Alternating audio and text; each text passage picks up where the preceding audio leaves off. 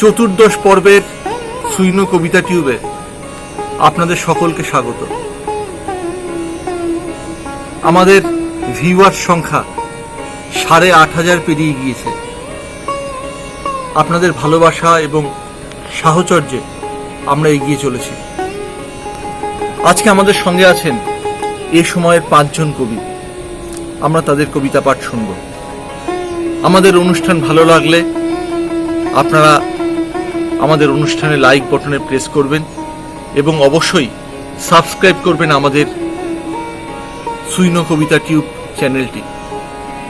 আমাদের চ্যানেলটি সাবস্ক্রাইব করা থাকলে সুইন ই হাউসের সবকটি অনুষ্ঠানই নির্দিষ্ট সময়ে আপনাদের কাছে পৌঁছে যাবে। চলুন দেখে নিই আজকে কোন 5 জন কবি আমাদের অনুষ্ঠানে কবিতা পড়ছেন।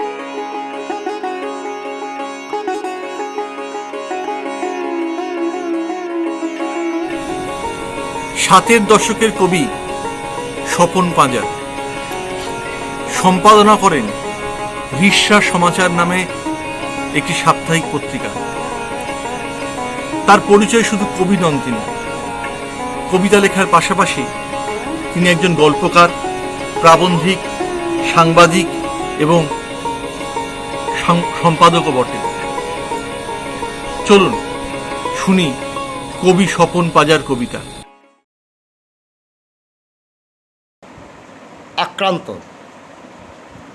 দিনের পর দিন আমাদের মস্তিষ্কে ঢুকে পড়ছে চোরকাটা, পাথরের টুকরো কিংবা আস্ত পেরেক, আর তাতেই আমাদের সন্তানদের বাঘ শিকারের টোপ বানাচ্ছি। বসংবদ আমরা দরজা হাট করতেই ওরা যাবতীয় নদীর দখল নিয়ে আমাদের সন্তানদের বুকে বুনে দিচ্ছে একটার পর একটা বিভাষা, আর আমরা সমাজে চেষ্টবিষ্ট হচ্ছি। অথচ নির্ধারিত মাতৃভাষার দিনটি ক্যালেন্ডার থেকে বেরিয়ে আবার মাঠে নামতে রোজই ছটফট করছে। দ্বিতীয় কবিতা বাসন্তিক। যারা সারা বছরই দরজার জানালা খুলে রেখে কোটি কোটি হাতের বসন্ত কিনতে থাকে, কিংবা যারা 2-1 মাস বসন্তকে গোগ্রাসে গিলে নেচে কুঁদে বাকি দিনগুলোয় নিরীহ ঢেকুর তোলে, অথবা যারা মাঝে মধ্যে আমাদের রাস্তা হারানোর গল্প ফাঁদার চক্রান্তে নির্ভুল, তারা আমাদের কেউই নয়। পাখা, ছাতা আর কাঁথা জোটাতে গলদঘর্ম হলেও আমরা এখনও চিরবসন্তের রাস্তায় হেঁটে চলেছি। এই রাস্তাতেই কেসে কেসে রক্ত ওঠা কোকিলের চিকিৎসা হবে, শিশুরা নেচে উঠবে গরম ভাতের গন্ধে, অন্ধকারে আর কেউ খুঁজবে না অশ্বত্থের ডাল। সেদিন যাদের রাস্তা রাঙাবি পলাশ শিমুল, তারাই তো আমাদের বন্ধু হয়। নমস্কার।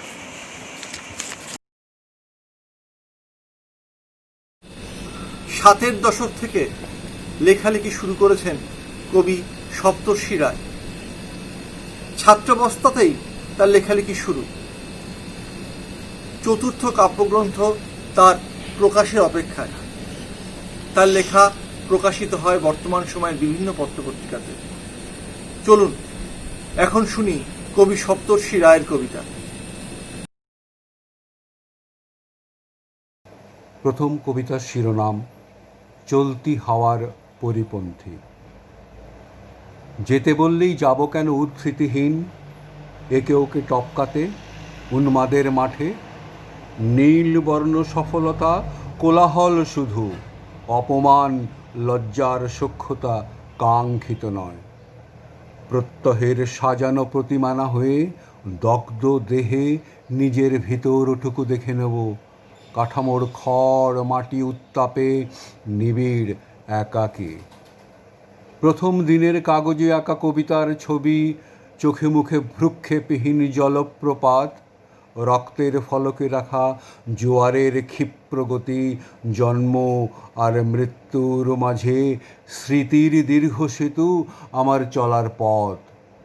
যেতে বললেই যাব কেন উদ্ধৃতিহীন, জেনে নেব শিকড় বাকড়ে জড়ানো প্রবল হাওয়ার টান, প্রতিটি মুহূর্তক্ষণ এক কঠিন ভূখণ্ড ছুঁয়ে রোদে শেখা মনের আগুন। যেতে বললেই যাব কেন উদ্ধৃতিহীন। আমার দ্বিতীয় কবিতার নাম অবিরত সংলাপ। বুকের কাছে স্থির একটা সমুদ্র, তরঙ্গহীন, অবাঞ্ছিত, অতিরিক্ত শব্দের তটরেখা ছুঁয়ে চারপাশে ঘুরপাক খেতে থাকে নির্মিত বাস্তব। একজন মানুষ শহরের পথে পথে ঘুরে বেড়ায় গোটা দিন, ভাঙতে থাকে একঘেয়েমির অবসাদ। বৃত্তের বাইরে সব কিছুই বদলে যেতে থাকে, অথচ তার বুকের কাছে স্থির একটা সমুদ্র। চোখের সামনে ফাঁকা মাঠের জানলাগুলো আগাছায় ভরা, বেঁচে থাকা তুচ্ছ, আত্মপরিচয় ক্রমশই লুপ্ত টুকরো টুকরো মানচিত্রে। একজন মানুষ শহরের পথে পথে ঘুরে বেড়ায় গোটা দিন, হাড় গোড় একসাথে জড়ো করে দিনের শেষে রান্নার আগুন জ্বালাবে। বুকের কাছে স্থির একটা সমুদ্র, তরঙ্গহীন, অবাঞ্ছিত, অতিরিক্ত শব্দের তটরেখা ছুঁয়ে চারপাশে ঘুরপাক খেতে থাকে নির্মিত বাস্তব। যুগান্ধর পত্রিকার সম্পাদক কবি স্বরূপ মণ্ডল। কবি স্বরূপ মণ্ডল কবিতা লেখার পাশাপাশি নির্মাণ করেন তথ্যচিত্র। তার লেখা প্রকাশিত হয় বিভিন্ন পত্রপত্রিকাতে। এখন শুনব কবি স্বরূপ মণ্ডলের কবিতা। পুনর্মৃত্যু এক।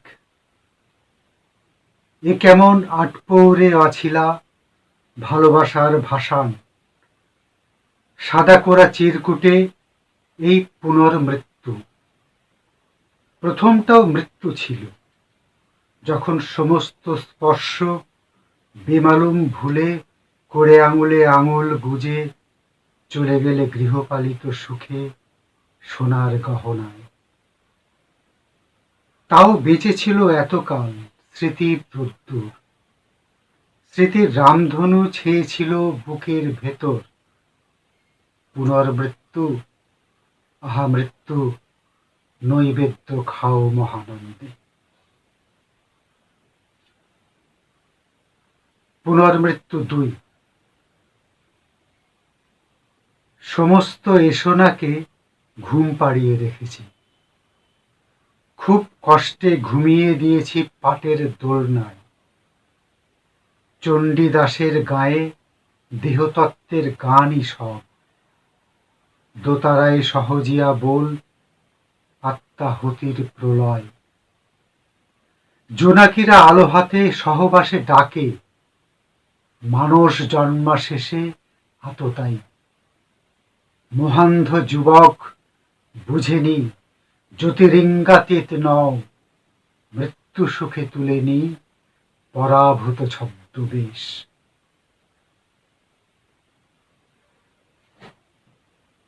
পুনর্মৃত্যু তিন। কেমন কৌমার্য ধুয়েছি দেখো শীতকার সুরে, যদিও ক্ষণিক তবু সত্যের মতো সাবলীল। রমণের আড়ালে কি ভয়ানক ক্ষুধার্ত হও, ভালোবেসে প্রিয় ভোগ হয় কজন। এই মাকড়সা জন্মে না জানি কার কর্ম ফলে লেখা একবারই প্রেমের আস্বাদ।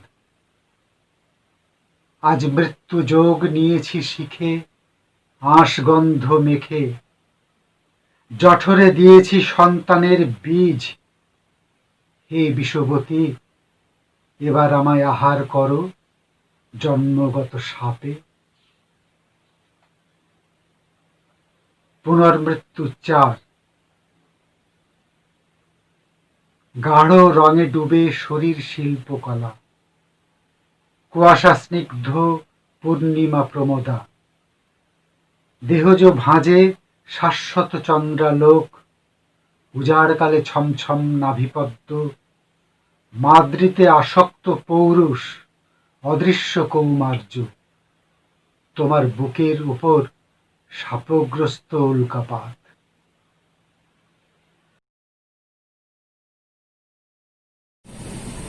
এই সময়ের অত্যন্ত উল্লেখযোগ্য কবি সঞ্জয় ঋষি। প্রকাশিত কাব্যগ্রন্থের অন্যতম ভট্টাচার্য সন্ধ্যা সম্পাদনা করেন সুতরাং নামে একটি সাহিত্য পত্রিকা। তার একটি প্রকাশনাও আছে সুতরাং নামে। বহু নামী লেখকের গ্রন্থ প্রকাশিত হয়েছে সেই প্রকাশনা থেকে।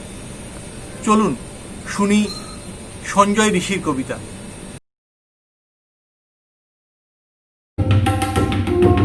একটি কবিতা। তুমিও তোমরা গাছ হয়ে আছো,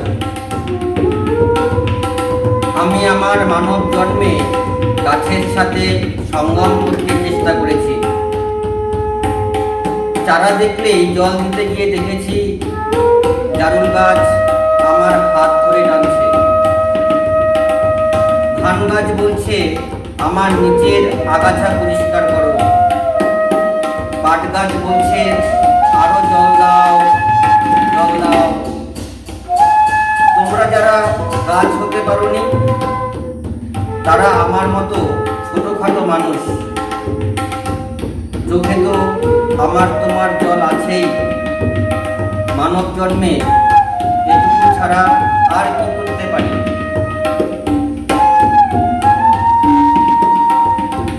বাবা,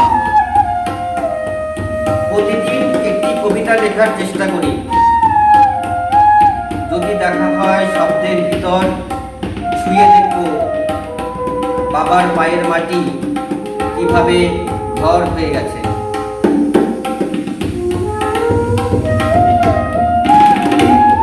কলতলা। বাড়ির কেউ কল চাপলে বুঝতে পারি এখন কলে কে আছে। বাবা কল চাপে ধীরে, মা কল চাপে একটু জোরে, দাদা মাঝারি শব্দ করে, বৌদিদি অনেকটা দূরে। আমি কল চাপার সময় ওরাও বুঝে যায় যে আমি কলে আছি। কলতলার জলে পরিবারের ভেসে থাকা গন্ধ উঠে আসে। কলতলা শুকিয়ে যাবার পরও একটা গন্ধ থাকে। আমি যখন মামা বাড়ি যাই তখন অনুভব করি মামাদের কলতলার গন্ধ আলাদা।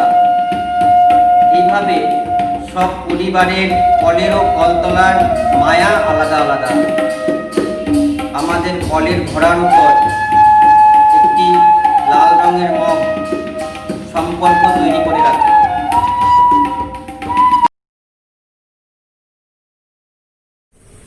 নয়ের দশক থেকে লেখালেখি করছেন কবি সুভাষ রঞ্জন দাস। প্রকাশিত কবিতার বইয়ের সংখ্যা একটি। কবিতা লেখার পাশাপাশি অনুগল্প এবং ভ্রমণ সাহিত্যের রচনাও করেন তিনি। তার লেখা প্রকাশিত হয় বর্তমান সময়ের বিভিন্ন ছোট বড় পত্রপত্রিকাতে। চলুন এখন শুনি কবি সুভাষ রঞ্জন দাসের কবিতা।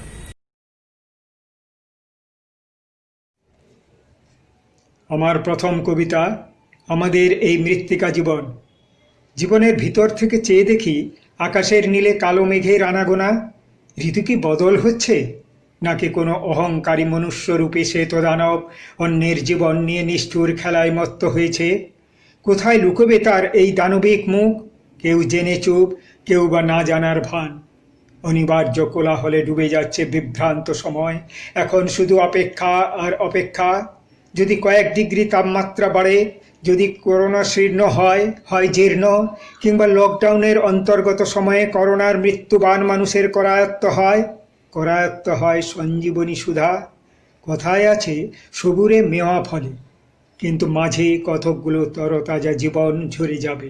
এ কি নিয়তি, নাকি অমানবিক অহমিকার ফল? কালের স্রোতে এর উত্তর ঠিক ভেসে আসবে। অপেক্ষার অবসানে পূবাকাশে উঁকি দেবে নতুন ভোরের সকাল, নতুন কারুশিল্পময় জীবন। আমি প্রতিদিন প্রতি মুহূর্তে সেই নতুন ভোরের পদধ্বনি শুনতে পাই। বেঁচে আছে, থাকবে আমাদের এই মৃত্তিকা জীবন। আমার পরবর্তী কবিতা রূপকথা নয়। আয়নায় টিপ আছে এখনো। পূবের জানালায় আজও অপেক্ষায় থাকে ভোরের সকাল। পৌষের রোদ মাখা সোনার ফসল, খেজুরের রস, শুনবে পাখিদের আপন আলাপন। স্নান শেষে ছাদে গেলে দেখবে আম, জাম, শিরীষ কিংবা সুপুরি গাছের ছায়ারা খেলা করে সুখী মাটির পরে। আয়নায় টিপ আছে এখনো। আকাশ আজও খোঁজে তোমার বিদিশার নিশা। মুক্তার ঝিকিমিকি ছাদ থেকে নেমে আসো ঠাকুর ঘরে। বেরোতেই আমি মিষ্টি সে হাসি, কত কথা, নীরবে কবিতা লেখা। দুপুর গড়িয়ে বিকেল, গোধূলি আলোয় প্রকৃতি সাজে, অপরূপা তুমি রঙের ছটায়। গল্প করব একটু বসে পাশাপাশি, ছুঁয়ে থাকার ঘোর। আয়নায় টিপ আছে এখনো। যদি কখনো আসো, ইচ্ছে হলে সেই টিপ পরে নিও। নমস্কার। আজকে এ পর্যন্তই। এতক্ষণ আপনারা আজকে নির্বাচিত কবিদের কবিতা পাঠ শুনলেন। কেমন লাগলো আপনাদের? আপনাদের মতামত লিখে পাঠান আমাদের মতামত বক্সে। অনুষ্ঠান ভালো লাগলে সাবস্ক্রাইব করুন আমাদের চ্যানেলটি। আবার দেখা হবে আগামী শনিবার নতুন 5 জন কবিকে সঙ্গে নিয়ে। আপনারা সকলে ভালো থাকুন, সকলে সুস্থ থাকুন। ধন্যবাদ।